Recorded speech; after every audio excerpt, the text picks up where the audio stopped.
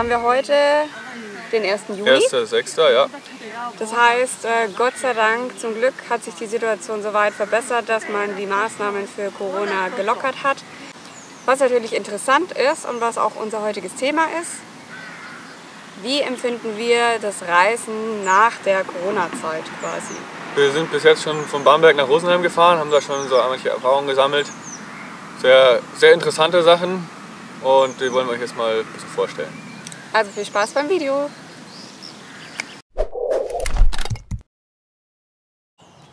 Es geht los!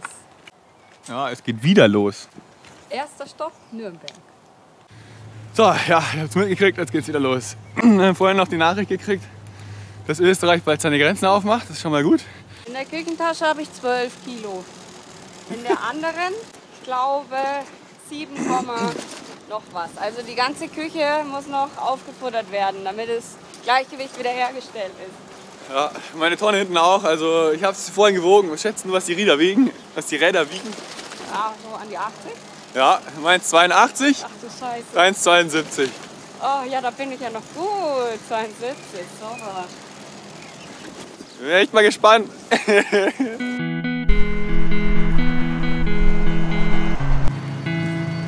Ja, das machen wir jetzt.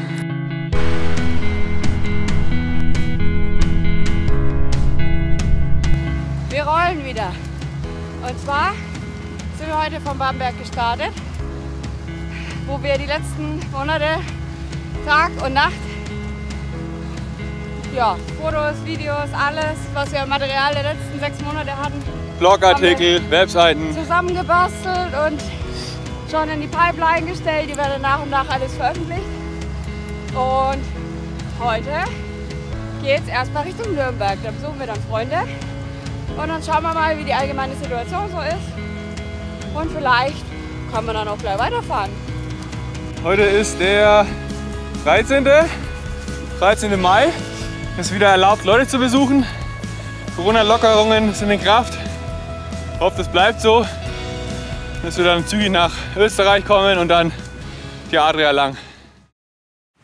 Wie schützen wir uns denn eigentlich so in der Nach-Corona-Zeit? Natürlich jeder einen Mundschutz. Ich habe 2. Einen zum Waschen und einen nicht zum Waschen. Eine Stoffmaske. Meine Mama war so lieb, die hat sie uns geschickt. Jo, danke nach Garmisch. Vielen lieben Dank, meine liebe Mama.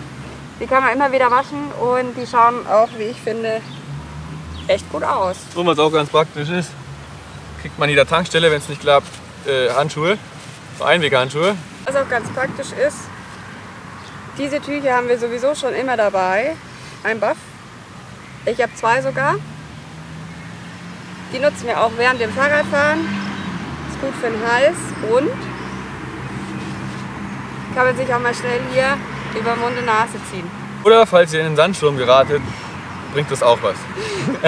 Oder wenn ihr in den Sandsturm geratet. Was natürlich immer wichtig ist, wir kochen ja unser Essen in der Regel selbst, eigentlich fast immer.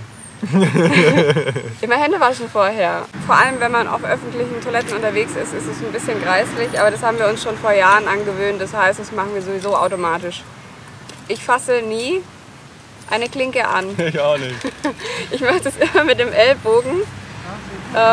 Und falls doch mal, dann wasche ich mir die Hände oder desinfiziere sie. Und da gibt es ganz praktische Desinfektionsmittel. Übrigens, ich glaube, die 2 Sachen haben wir sogar vom Aldi, die gibt es immer mal wieder. Da sind auch Desinfektionstücher mit dabei. Das ist so ein kleines praktisches Reiseset. Und ich habe mir da mal 2 gekauft. Das ist auch schon ein bisschen leer, also ich benutze es ein bisschen öfter, aber sehr praktisch. Jo.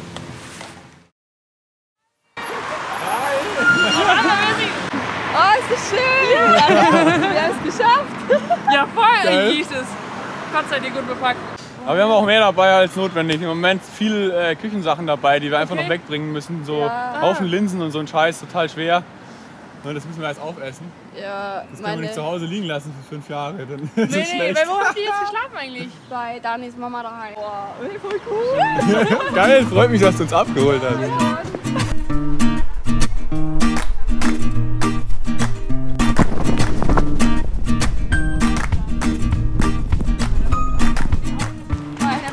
tun weh, mein Arsch tut weh. Ich fühle mich alt. Morgen. Morgen. Heute fahren wir weiter Richtung Ingolstadt. Das werden wir heute aber nicht schaffen. Deswegen machen wir es auf 2 Tage. Und da besuchen wir dann einen Freund von mir.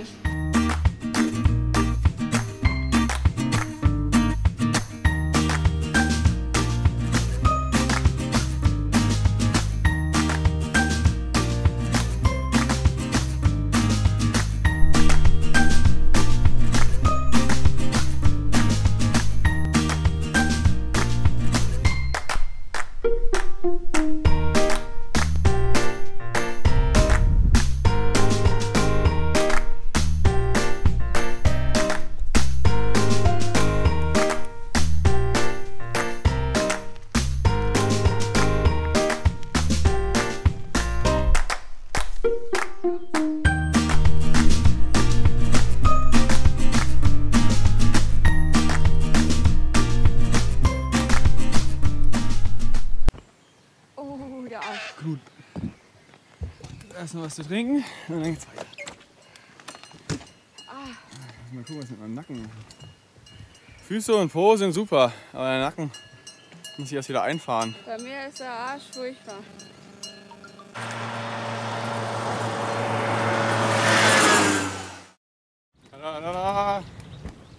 Ingolstadt. Geschafft.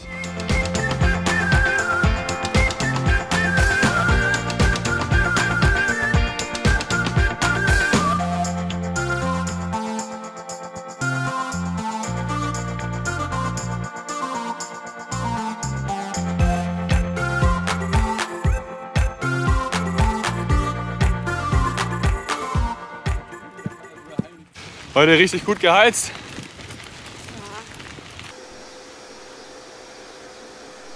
Nee.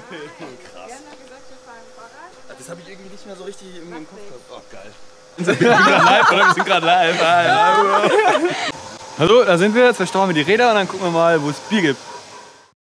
Oh, it's total amazing to be here, okay? It's such a cool time here. Here in Ingolstadt. Grateful weather, shiny weather. Really enjoyed it. So, da weiche ich mir noch ein paar Linsen ein und so ein Zeug für heute und dann geht's los. Was ändert sich für uns am Reisen durch Corona und Zeit nach Corona? Also es hat natürlich auch große Auswirkungen auf unsere Art zu reisen. Wir haben vorher viel Couchsurfing gemacht, viel Warm Showers, haben dadurch unheimlich nette, viele neue Leute kennengelernt. Ja, das gibt es jetzt erstmal nicht mehr. Das heißt, wir vermeiden natürlich den Kontakt mit anderen Leuten und schlafen bis auf Weiteres ausschließlich in unserem Zelt. Wir haben ein paar Verwandte besucht, da war das ja was anderes, aber richtig offizielles Warm Showers und Couchsurfing werden wir jetzt erstmal nicht mehr machen. Genau. Solange bis klar ist, was mit Corona passiert, ob es einen Impfstoff gibt. Die Art unseres Reisens soll uns und andere, vor allem auch die anderen, natürlich nicht gefährden. Deswegen schauen wir schon, dass wir verantwortungsbewusst umgehen und auch alle Sicherheitsmaßnahmen einhalten und trotzdem irgendwie unser Lebenstraum fortführen können. Ja, sieht so aus, als hätten wir den Platz für heute gefunden zum Schlafen. Schauen wir mal, wie wir uns das einrichten.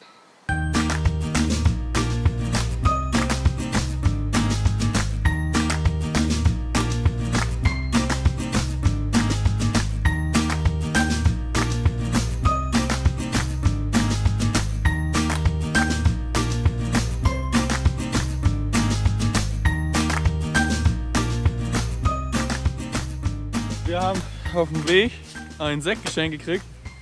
Einen coolen, netten Herrn, der an der Seite gewartet hat. Danke nochmal. Den knacken wir jetzt. Ja.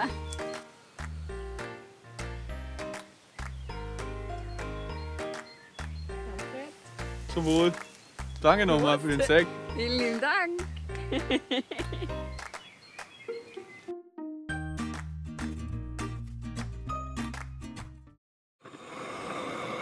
Morgen.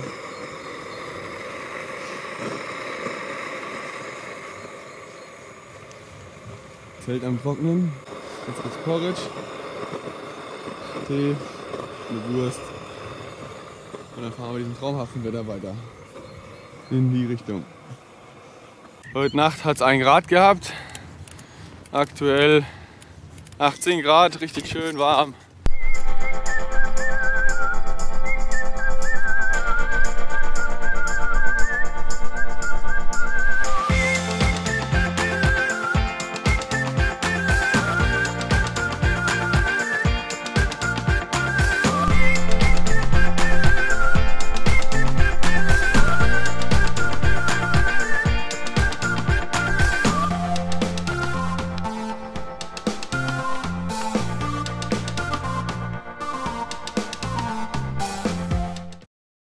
Dann, was wir auch oft gefragt werden, haben wir denn Angst, uns anzustecken unterwegs? Die Frage so stellt, darf man eigentlich gar nicht mehr vor die Haustür gehen. Von dem her würde ich sagen, nein. Wir legen es nicht darauf an, das zu bekommen, so, aber im Endeffekt wird es wahrscheinlich jeder irgendwann haben müssen, zwangsweise, um eine Immunität zu erzielen. Nein, natürlich schauen wir, dass wir desinfizieren, dass wir irgendwie Abstand halten zu Leuten, dass wir das nicht provozieren und dann vorsätzlich quasi krank werden. Und dann natürlich passen wir auch auf, dass wir andere nicht gefährden. Das ist ja auch ganz wichtig. Das ist eigentlich das Wichtigste. Genau, und aus dem Grund meiden wir auch viele Großstädte, wo es halt richtig abgeht, wo viele Menschen aufeinander kommen. Wir sind sowieso viel lieber auf dem Land unterwegs, wo man schön seine Ruhe hat, wo man die Landschaft, die Natur genießen kann. Und ja, da stellt sich die Frage eigentlich gar nicht so nach dem Kontakt, weil man einem eher so für sich ist.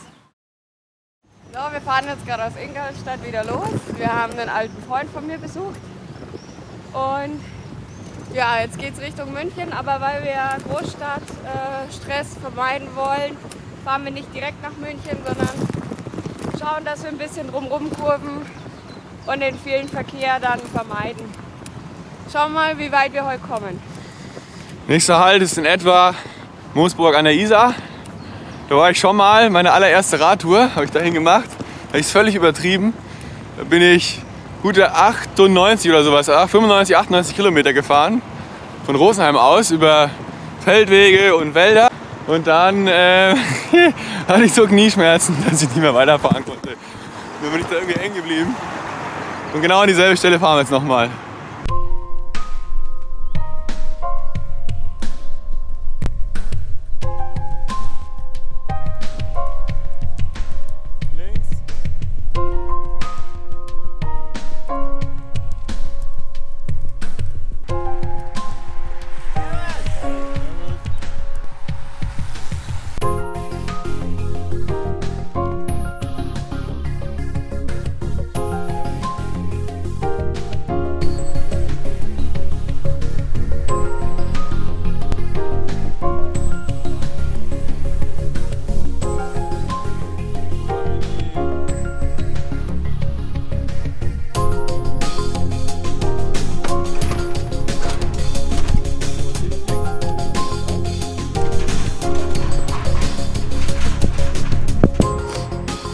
Wir haben es geschafft!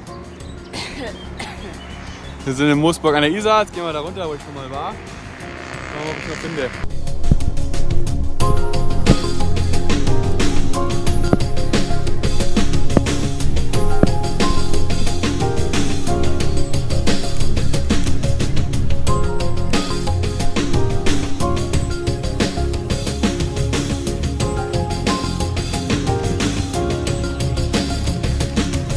Super! Wir sind da und wir waren schwimmen da drüben. Durch Brennnesseln haben wir uns gekämpft, gell? Ja.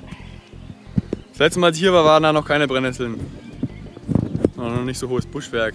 Jetzt werden wir wohl da drüben unser Zelt aufbauen, weil von da schön Morgensonne kommt, dass das Zelt auch trocken wird mit dem Tau. Und dann machen wir was zu essen.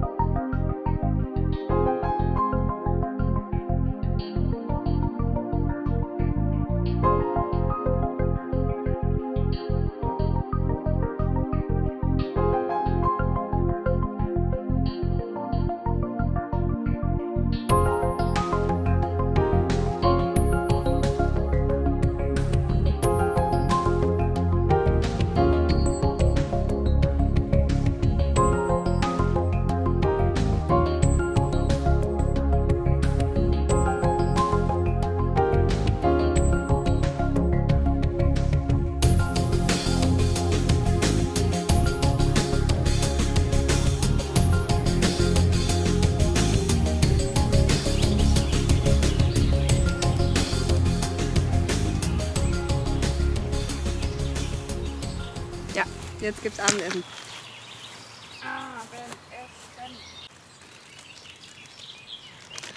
Unser neuer selbstgebauter Deckel. Super bis jetzt. Bisschen schwer, aber gut. So sieht es hier von innen aus. Wir haben unsere alten Isomatten, also die Exped-Matten, haben wir jetzt umgetauscht in Thermarest-Matten, weil die anderen, ja, da ist die Luftkammer geplatzt. Jetzt probieren wir es mal mit denen. Thermarest Apex. Bisher schlafen wir sehr gut drauf. Oh, das ist unser Ausblick. Wir haben heute auch total viele Rehe gesehen auf dem Weg. Richtig schön. Morgen geht's weiter Richtung München. Also wir werden auf jeden Fall München erreichen. Schauen wir halt nur, wie lange wir dafür brauchen. Heute war schon gut anstrengend. Ich muss meinen Sattel noch mal umstellen. Der hat ein bisschen gedrückt, ein paar Millimeter, und dann sollte das wieder passen. Und dann verschwinden wir ins Betti. Dann noch eine interessante Frage. Wie nehmen wir denn das Reisen in der Corona-Zeit bzw. nach Corona-Zeit wahr? Also das ist ganz unterschiedlich. Wir sind hier runtergefahren und haben Orte gehabt, wo die Leute nur mit Mundschutz unterwegs waren. Wirklich sogar im Auto, an der Ampel. Wenn sie allein im Auto sind, mit Mundschutz. Und jetzt sind wir hier im Nachbardorf durchgefahren und da feiern die ein Volksfest. Es gibt Städte, da achtet man extrem drauf. Es gibt wiederum andere Orte, wo man anscheinend das Gefühl hat, der Sturm ist vorüber und es ist alles so wie vorher. Aber was wir auch bemerkt haben, ist, dass viele Leute zieht es jetzt raus an die frische Luft. Es sind unheimlich viele Radfahrer unterwegs und Spaziergänger, Wanderer, was ja eigentlich richtig gut ist. Ja, schon. Also den Leuten fällt die Decke auf den Kopf, das merkt man, und sie wollen raus. Man muss halt nur gucken, dass jetzt nicht Rosenheimer Innenstadt waren schon sehr, sehr nah. Und die Polizei steht rum und wirklich mit Waffen und allem und wirklich viele. Und dann habe ich mich auch gefragt, warum die haben doch auch noch nicht mal einen Abstand zu den Polizisten gehalten, genau. Die Leute, die mit den Polizisten geratscht haben. Überhaupt keinen Abstand gehalten. Und dann fährt man jetzt von Ingolstadt war das wirklich, wo die Leute aufgepasst haben. Und in der Hälfte Bamberg runter, da haben sie alle Schutzmasken im Auto an. Schwer zu sagen. Das sind unsere Wahrnehmungen. Wir schauen, dass wir niemanden gefährden, dass wir uns nicht gefährden. Und ob das jetzt gut ist, weiß ich nicht. Ist auf jeden Fall ein ganz krasser Unterschied. Natürlich vorher hat man sich nie Sorgen gemacht um sowas. Das ist ja auch ganz schnell gekommen, die Pandemie. Das hätte ja auch nie jemand gedacht, dass das so ausartet gleich.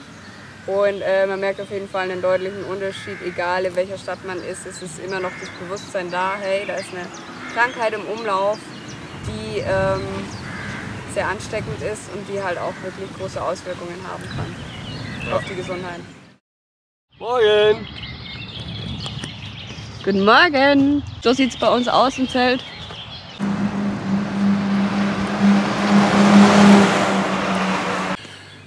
So, wir haben es jetzt geschafft. Wir sind in der Nähe von da, wo wir hinwollen, und machen jetzt Mittagspause. Und ich war gerade drüben bei einem Laden und ich habe gesehen, dass die da einen Haufen weggeschmissen haben. Da habe ich mal ganz freundlich gefragt und erklärt, was wir so machen. Das fanden sie richtig cool und haben auch gesagt, die finden es total scheiße, was jeden Tag weggeschmissen wird. Und jetzt durften wir uns da ein bisschen was aussuchen.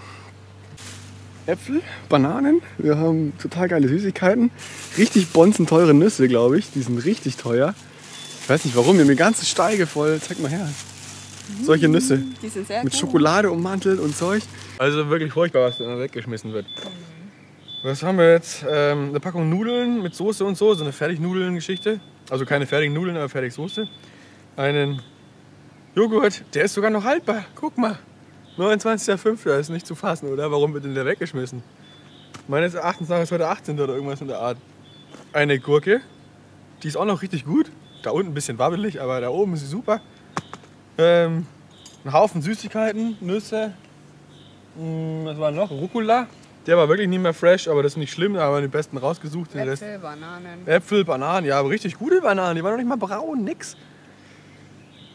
Und die Äpfel. Super Äpfel, keine Matzen, gar nichts. Das ist furchtbar. Wir versuchen immer so viele Lebensmittel wie möglich irgendwie zu retten.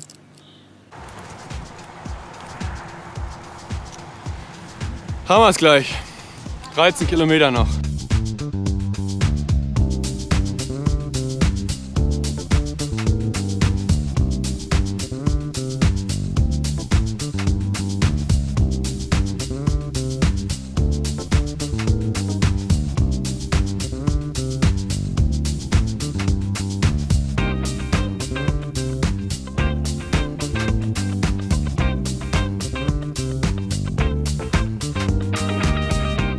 Hey, haha, grüß dich.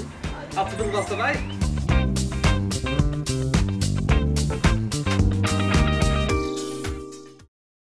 Ja, also mittlerweile oder immer noch befinden wir uns ja in Deutschland. Je nachdem, wie die Situation eben gerade ist, fahren wir weiter durch Deutschland oder Genau. Ja, Am müssen wir halt nochmal unterbrechen. 15. Juni sollen angeblich die Grenzen zu Österreich aufmachen. Und schauen wir, dass wir da durchkommen. Und dann Richtung Kroatien, immer weiter irgendwann Richtung Türkei. Vermutlich wird die EU-Grenze ein Problem. Aber soweit kann man überhaupt nicht planen. Es ändert sich wirklich halbwöchentlich der Stand. Und sich jetzt Gedanken darüber zu machen, ist meiner Meinung nach noch zu verfrüht. Deswegen schauen wir jetzt einfach immer mal zum nächsten Land. Und wenn es was wird, machen wir weiter. Wenn es nichts wird, fahren wir wieder heim und müssen uns das anderes überlegen. Ja, wir checken halt auch immer aktuell die Nachrichten. Ja, wir sind beim Auswärtigen Amt Tagesgäste auf der Webseite. Ja, und informieren uns dahingegen eigentlich immer.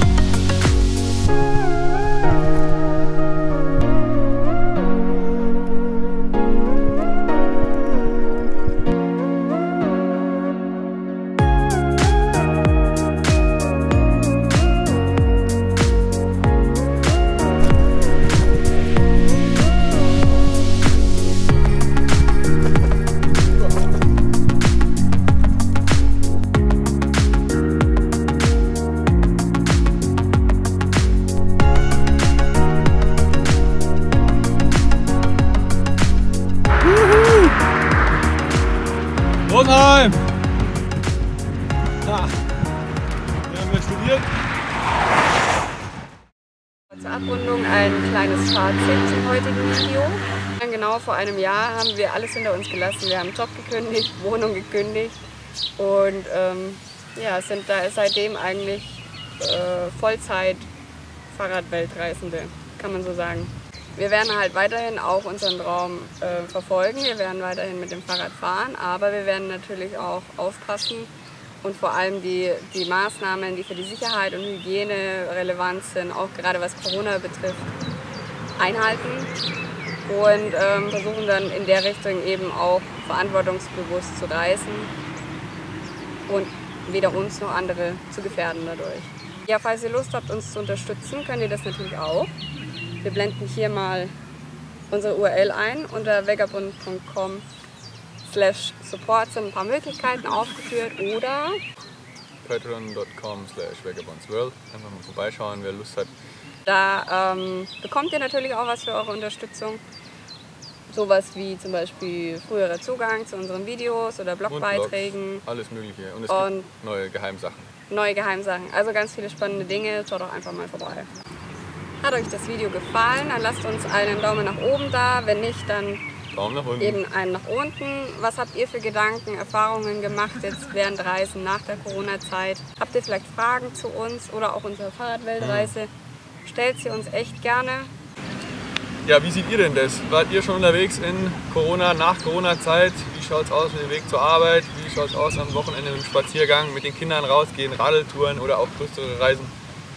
Schreibt uns, was ihr davon haltet. Wie wollt ihr reisen? Habt ihr einen Urlaub schon gebucht gehabt, der jetzt nicht mehr klappt, oder habt ihr ihn retten können oder umdisponiert? Bis dahin, bleibt gesund und Ja, bis passt bald. euch auf. Ciao.